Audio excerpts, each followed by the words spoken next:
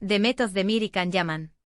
Por fin sabemos por qué se fueron por la tangente con su historia. ¿Creíais que se habían olvidado el uno del otro? Pues ojo al dato.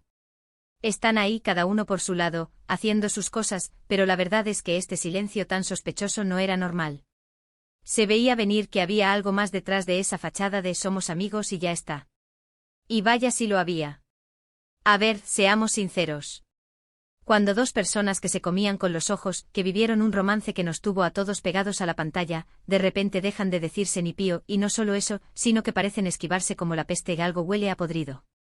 Y no hablo de un malentendido cualquiera. Esto va más allá. Muchos decían que era cosa de las agendas, que cada uno estaba metido en sus proyectos y que por eso no se veían. Sí, claro. Como si el tiempo fuera un impedimento para dos tortolitos. Eso se lo creemos a quien yo te digo.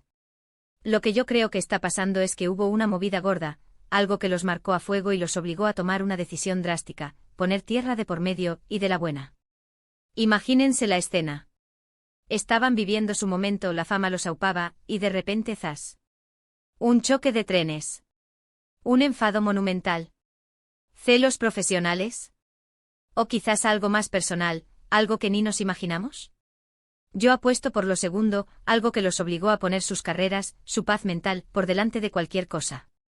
Porque cuando hay dinero y fama de por medio, las cosas se complican, y mucho. Piensen en ellos rodeados de gente, de peticiones, de fans, eso estresa a cualquiera. Y si encima hay dos personalidades fuertes como las suyas, que no se callan una, pues claro que puede haber chispas.